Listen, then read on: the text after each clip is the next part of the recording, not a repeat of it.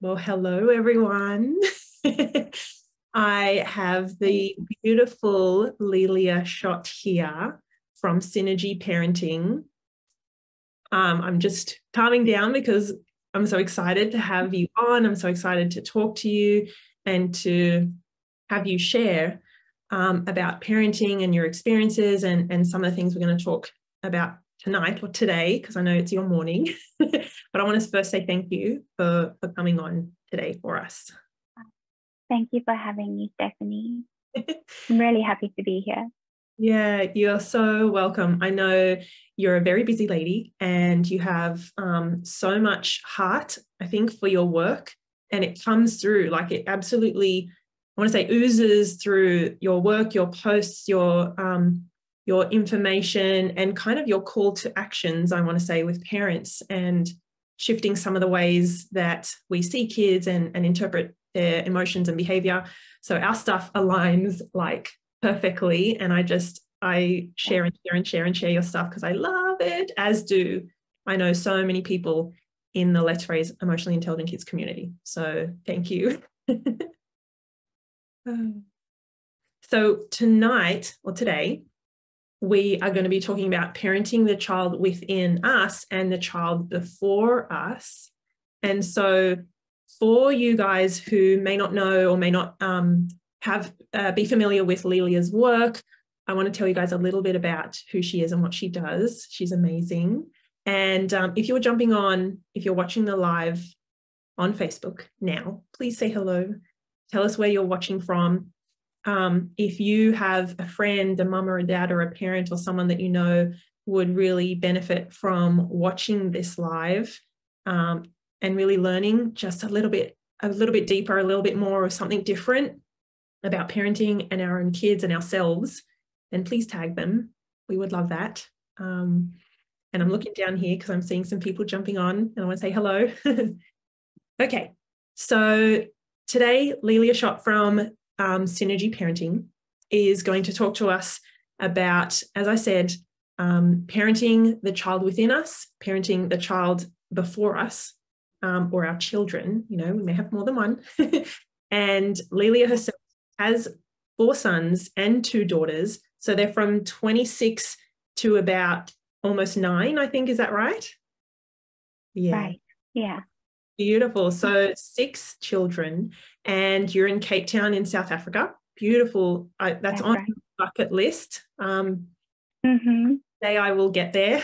Yes, and, you have to.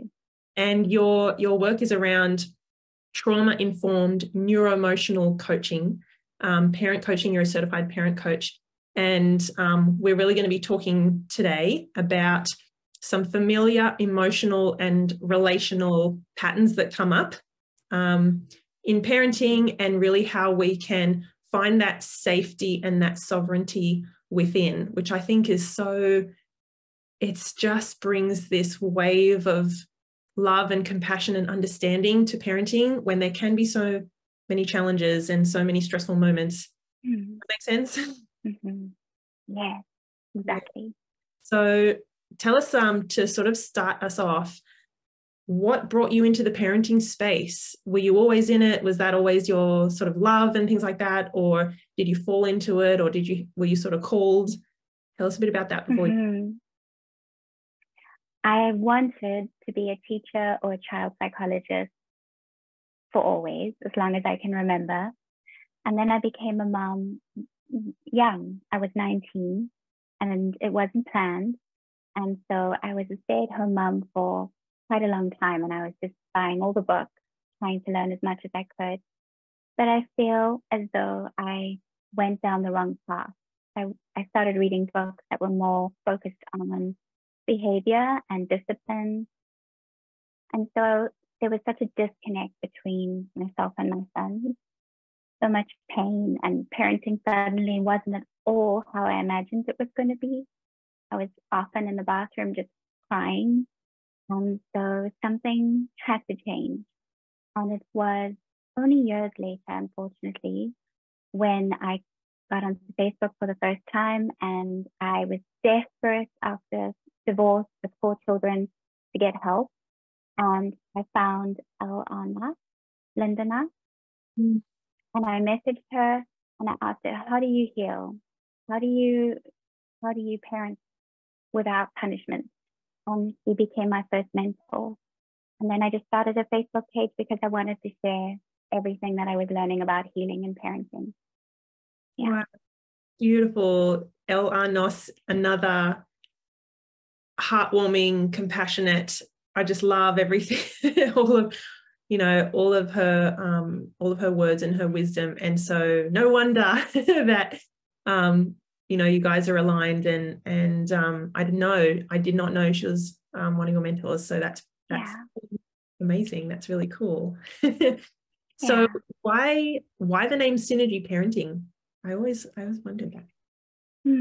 I just noticed that there was something so special about growing together, and how the things that sometimes we resist are the things that can help us heal and grow.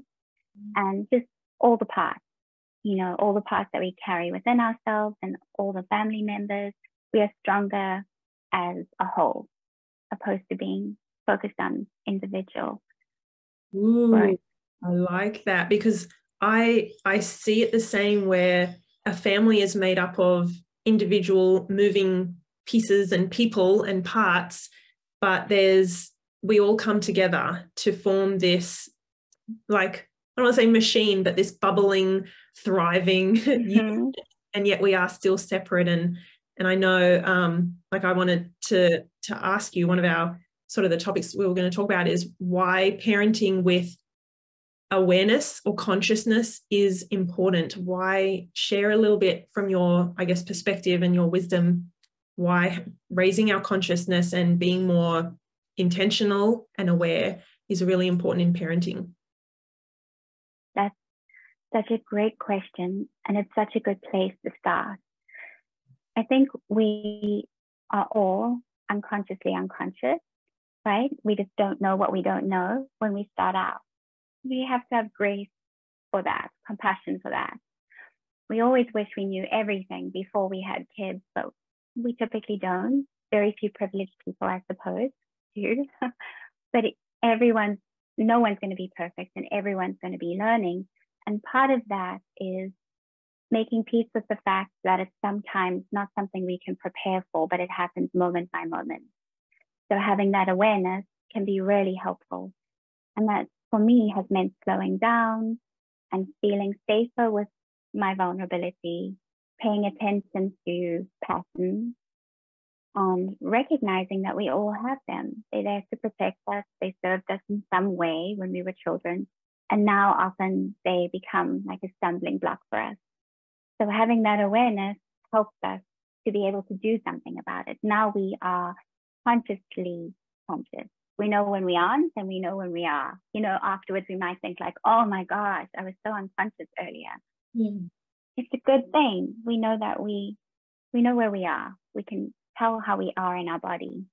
And is that still normal for us when we're parenting? We're trying to be more conscious and aware and thoughtful and intentional, to still have those moments where we think, oh my gosh, I did not want to do it that way. I blew up, or I said the wrong thing. Is that still normal?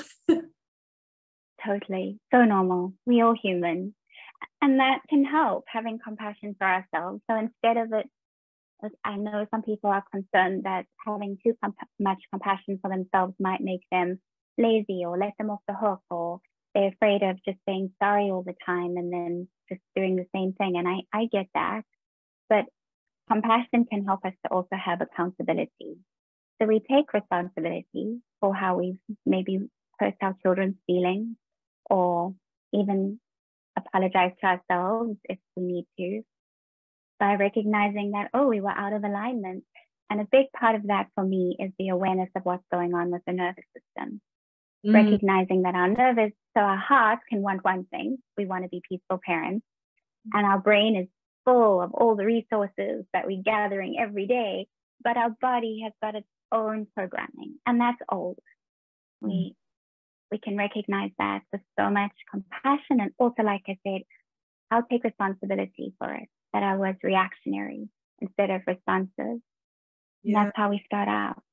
Yeah. And how we progress. I think it's a lifelong thing. Or for me, it's definitely, I've noticed I'm less reactive, definitely. I can pause more naturally, but some days we're just tired. Now our cup is empty, and noticing that can help as well. Like, what do I need? Mm-hmm. Yeah, that's beautiful. So in talking about the nervous system, I love the science behind parenting. I know it sounds really cold and clinical, but I love the fact that we now know so much more about the brain, the nervous system, like the developing brain. We talk about our kids' brains being under construction, but their nervous system and what that's doing for them and what ours is doing for us. And it made me think of, your trauma-informed neuro-emotional coaching. Can you explain that, the trauma-informed and then the neuro-emotional coaching? Because they're big words and they might be new, like they're not as familiar for me as an emotional intelligence parent coach. But can you tell us a bit about that? Sure. So neuro-emotional coaching, I did that through the Center for Education. And it's the belief that our body remembers. So it's somatic work, noticing where you feel the emotions in your body, describing them, and so becoming more familiar with them so that we can feel safer with all the emotions. So I guess to sum it up in one sentence, it's the practice of getting good at not feeling good, like just being able to tolerate, like sometimes I have disappointment, sometimes I feel embarrassed, sometimes I feel shame, and those really big emotions typically trigger a survival response: fight, flight, freeze, fawn, or appease. And noticing how that happens in the background for us, for our children, for our partners, for our friends, our parents. For me, it helps so much to have compassion and to separate who that person is or who I am from their stress response. So neuroemotional coaching is so much more than that, but it's the practice of, I suppose, feeling sovereign with all the emotions in your body, like knowing that you are bigger than these emotions. They're going to pass, and that they're here to help you solve your problems. They aren't the problem. Yeah. Whoa, that's beautiful. Yeah. I think you'll probably agree, or correct me if I'm wrong, but do you see that there are no bad emotions? Because we often assume good and bad, being happy and joyful and calm and excited are good, and anger, frustration, anxiety, disappointment are bad.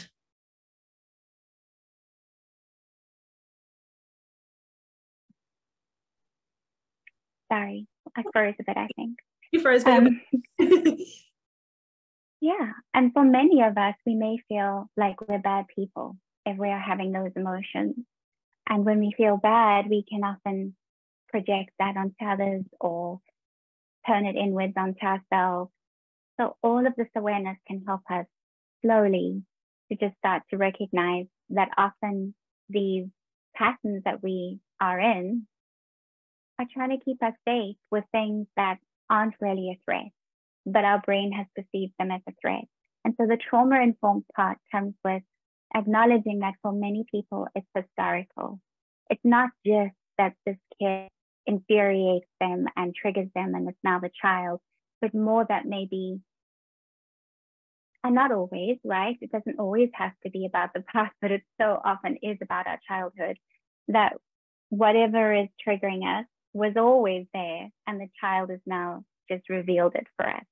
Whatever emotion is coming up for us, perhaps there was a time when we were physically not safe experiencing that emotion, or relationally not safe, and therefore we are unable to hold space for our child having that emotion without believing they're bad, we're bad, everyone's bad, this is a major emergency. And noticing how that panic can play out, you know, in our body and in our relationship. Yeah, I think that's beautiful. And I think, you know, when we shift our perspective or our lens on what emotions and our child's behavior really is, like what emotions really are and what they're not, like those old lessons, do you find that parents sometimes have to, I guess, unlearn some of those lessons that they were taught or that they learned about emotions, like emotions are bad or anger is naughty or boys shouldn't cry, like all of those sort of old stories? Sure. And those are big, right? For some people, those beliefs feel so like ingrained. They're conditioning and often they're coping mechanisms, like for not only men, but typically, stereotypically, men often feel unsafe with more vulnerable emotions. In fact, women do too. But the tears were not allowed, let's say. Maybe they were more tolerated in little girls. Not always, but often. And so for men, without our tears, without being able to feel the more vulnerable emotions, the human body kind of gets stuck in then the more surface emotions like anger and aggression and avoidance and all of those things that we often see. So yes, I think that can help people to have compassion for themselves as well. Like, oh, this isn't my personality. I'm not an aggressive man. Yeah. I'm not an avoidant person. I just never learned how to feel safe with my more vulnerable emotions. So yes, I think it helps people a great deal. Yeah. So let's talk about ways to normalize daily challenges and to nurture daily comfort. What does that look like? Can you share a bit for us? So just noticing how sometimes we want to avoid the challenges, and that's so human. And that we often think, tomorrow I want to have a good day with my kids. You know, I want lots of connection and I want there to be peace and I'm going to be peaceful. But the reality is with young children, there are so many moments of dysregulation, as it should be. They are still learning how to feel safe with all the emotions in their body that, as we have been discussing, we don't yet feel safe with. So focusing on, for me, it's been helpful to have a different perspective. Oh, the challenging moments are actually also an opportunity to connect. They're also an opportunity for my child to learn how to feel safer with whatever sensations or emotions they're experiencing, and for myself. So that's where the parenting the child within part came in for me, where I realized instead of thinking, oh, I can't hold space for my son's anger because I don't feel safe with anger. So, okay, I'm just doomed. I shouldn't have become a mom. Like noticing that survival brain narrative for me, I could shift it a little bit by thinking, okay, I'm going to give my inner child an opportunity to learn how to feel safe with anger at the same time as showing my son that it's okay to be angry. And it's quite intolerable in the beginning. And it could be any emotion. It doesn't have to be anger, right? It feels really scary. You can notice how you want to maybe just leave, or you want to shout, or maybe you just freeze and you just like zone out and numb. Or sometimes we might like really try and appease our child, like, oh, I'll get you whatever you need, just try and avoid the emotions. And so all of that is so human. Yes.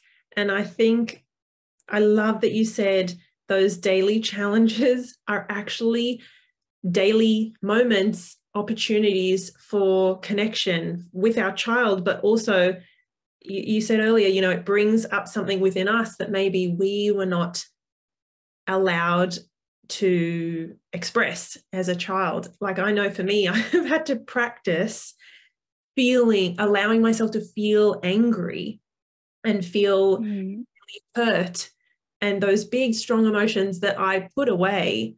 And I learned that they were uncomfortable, but also they weren't received maybe that well. And so like we learn these lessons almost by osmosis. Like I feel that often our explicitly teach us, do not be angry.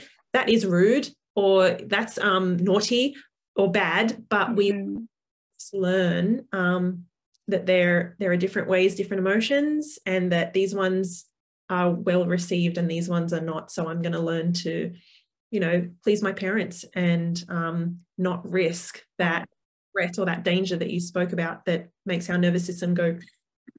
So totally. And yeah, and can you still feel it sometimes, like your heart racing or your body's just the body remembers? Yeah. So that makes me think of the book that's on my bedside, which I'm still in the middle of, and I've had it for a while. The Body Keeps the Score. Brilliant. Like we feel that, right, in our bones, those uncomfortable emotions and those feelings and those experiences. Like I'm getting better, but I used to be really good at just jumping on my phone and scrolling or getting on those emails in order to avoid those really uncomfortable things. Right. So how is parenting an opportunity for growth for ourselves in all areas of our lives? What can you sort of share with us about this journey? Like you said, it's a lifelong journey. We're never going to stop being parents. And so we have all these opportunities for this growth. What can you share with us about that? Well, like you just mentioned, that you noticed that your nervous system would want to scroll or go and do emails. It's these kind of moments where we grow, where we just by noticing, that's what I feel like doing to avoid this moment, where we reparenting ourselves to empathize, right? Just like we do with our kids, like, I'm really feeling like not being with my kids right now. What am I trying to protect myself from? What do I need? Or maybe I need a glass of water. Maybe I need to make myself a cup of tea and look outside for a bit, or I need a walk, or whatever it is, learning how to be good to ourselves as well as a parent would help a child, knowing that we have access to that inner parent, or whatever you want to call it, right? Everybody would have a different term for it, but you can feel it, right? There's this powerful, more confident, caring part of ourselves that's always there. It's like who we really are. And we want to try and access that more often. And that's how we grow. We grow more and more to know that our inner child feels safe to depend upon our inner parent. And in that way, I've noticed children then feel safer depending on their parents. They can pick it up. When we're feeling anxious or insecure, then our kid feels anxious and insecure. Yes. Would you say, because something you just mentioned, would you say that then when we are doing things, taking steps to allow our inner child to feel safe, would you align that to our nervous system, like the concept of the inner child nervous system? As we know, it always it's seeking out safety, but also trying to notice, is there any threat or danger or pressure, challenge, stress? So would you say those two are the similar, or are they the same? I would. Yeah, I think they are. I think the inner child concept is sort of a personification of the amygdala. I don't think anyone calls them sure, but I think that's what it is, right? Because we store all that information in our brain, and so it feels to help us to drop into our body, because that's often where we feel the alarm, right? Is in our chest or our stomach or shoulders, muscles, wherever we feel it. It can be very helpful for people to acknowledge that this is like a younger version of ourselves. The brain has recorded when we were little, let's say, making mistakes was not safe. And so we would get into trouble, or maybe we wouldn't. We were just highly sensitive, not always. And it's never the parent's fault, but just acknowledging what the experience for the child was. We want to validate that. So let's say that as children, we did get into trouble from teachers or caregivers, and we were still too young to know that it's age appropriate for me to make mistakes. So our message we might have internalized that we're not good enough, right? Or that we're bad and we really want to please our caregivers. And so there's like a massive alarm that would go off in our body, because we need our attachment figures. We need them to stay close to us. And so we would maybe push down on our feelings and needs. And so we notice that that's recorded in the nervous system and also the brain. But it's kind of, well, maybe it's not easier for everyone. Maybe some people find it too woo. But for me, I find it easier to focus on, okay, my inner child remembers feeling unsafe. And so many people act younger than they are in that moment. You might even feel shame afterwards and think, oh my gosh, I had a tantrum, like a full-blown tantrum, just like a child. Well, of course you did, because your whole body felt like a child in that moment and maybe didn't receive the support that they needed as a child. And so we're learning how to support ourselves. And it's a really difficult thing to do, to learn how to feel safe and to rewire your nervous system, reprogram your brain to feel safe with an experience that previously meant life danger to a young child. They felt disconnected from their caregivers and themselves. So I remember you spoke just before about in those moments where the emotions are running high and things like that, you said first even just noticing that you feel a certain way, you know, checking in, and then empathizing with yourself, giving yourself that self-compassion. What might I need in this moment? And I think you said being good to ourselves, you know, providing what we might have needed. Is there anything else, any other suggestions or things that you can invite parents to do and suggest when they are in those really emotionally charged moments, or maybe they have just flipped their lid and blown up with their children and things like that? Any other sort of suggestions? Sure. I quite like using the 3 N's.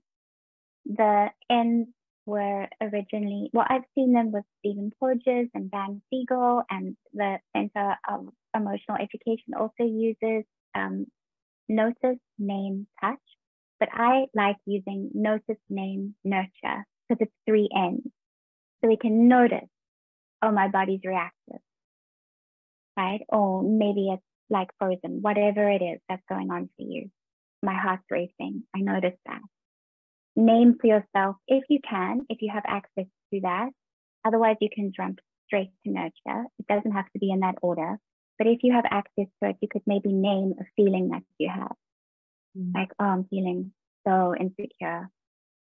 Or I'm feeling anxious, or whatever it is. Or I'm feeling angry, whatever it is. We want to name it. And just as it helps our children to feel validated, know what's going on, it helps us as well. And then we want to nurture safety within by breathing, by showing our body that it's safe. So we can speak kindly to ourselves. That's also really helpful, noticing what your inner dialogue is. But we also want to show our body. If we can tell ourselves, you're safe, you're good, there's not an emergency, and all those very helpful things. But if our shoulders are still stiff, and we're holding our breath and our heart's elevated and whatever else is going on for us, our body's just doing its job. It's like, nope, you're not safe. I'm going to keep the adrenaline and cortisol pumping. So we want to breathe slowly. Nothing, if we're in company, you don't have to do anything fancy like breathing through one nostril and everything, but just intentionally noticing, is the air actually getting through to your body? And if you can slow your heart rate down by breathing more intentionally, then the cortisol and adrenaline doesn't need to be pumped. And if you can soften your shoulders, roll your neck, get some water, anything you wouldn't do in an emergency. Put on some music, change the lighting. For some people, if it's anger, they might need to like put on some music and really move it out of their bodies or go for a walk on their own. Everyone's different. So nurturing is finding what you need in that moment to remind yourself that you're safe and sovereign. Yes, that is amazing. I think bringing the body part of it in, that somatic, what does my body need and how can I calm my nervous system from a bottom up way, that is maybe as powerful, if not more powerful, than letting ourselves know we're okay, we're safe, I don't need to react. Child has a 5-year-old brain. Like we do some of that thing, right, I think the sending our body the signals that there's no threat, there's no danger. I can come back in my body. I can wait and pause and nurture. I love that that's the final N of the 3 N's. That's beautiful. So I know that you have 2 books on Amazon and you're prepping for the release of your meme book series. Can you tell us a little bit about those? So it's a coloring in book on the inner child, and it's also appropriate for teenagers. I think it's quite helpful for young adults as well. So really any age. A 60-year-old man bought one and sent me an email to say that it was really helpful and that he cried a lot coloring it in. And that made me feel really grateful. So there's the coloring in book, and then there's a book called Astro Story. And the artist is a local, a South African. And the book is just about, I suppose, just what we've been talking about learning how to feel safer with your very big emotions inside your body. That's beautiful. And so if people go and sign on to your mailing list, then you will send them a free copy of that coloring book. Is that right? That's right. I'll send them a PDF and they can print it out. Yeah, and then it means you can print it 2-3 times and keep going. Yeah. Which I literally just ran out of ink on my printer because I like printing off Google usually for my kids, and we do coloring in and we're very crafty. So that is amazing. Thank you so much for that. Is there anything else, any last little thing that you want to share with the parents? Anything, any little nugget or anything like that? I think it's just helpful to focus on what you are doing right. We can get into this beautiful, intentional pattern, but it can be quite harmful to our nervous system when we're always thinking of what we're doing wrong. And I get it. It's beautiful because we want to do the best, and this is so important for us. And we know that it has such impact, but we also want to remember that our kids need to see that we're imperfect too and we make mistakes, so that they learn how to love themselves even when they're imperfect and making mistakes. Yeah, I think that is wonderful. And I think that brings back the human side of parenting. We don't have to have it right all the time. And if we're giving our best, even on the days where we can only give 20%, then that's the best we can do. And our kids are able to see us as not perfect, and we make mistakes, care, and we apologize, and we still need to do things to support our own body and our being and things like that. So thank you so much, Lil. I'm going to watch this back myself, because I know I'm like asking the questions and I'm trying to not interrupt, and I actually sometimes think I need to watch back, because I know there was so much knowledge, so much wisdom that you shared, and I don't want to miss that. I want to rewatch it. So I'm really, really grateful. Thank you so much. Thank you, Bethany. Thank you for having me. Thank you, everyone, for watching. Yeah, you're so welcome. So please, everyone, jump on over to Lilia's Instagram page. That is where she's sharing beautiful images, beautiful quotes, really heartwarming and human thoughts and things like that. So please jump on. We're going to, as we jump off, I will link her page and everything, and you guys will be able to watch this later on YouTube if you're not already over there. So thank you again, guys, and I will see you all very soon. And thank you, Lilia. My pleasure. All right. Thank you, everyone. Take care.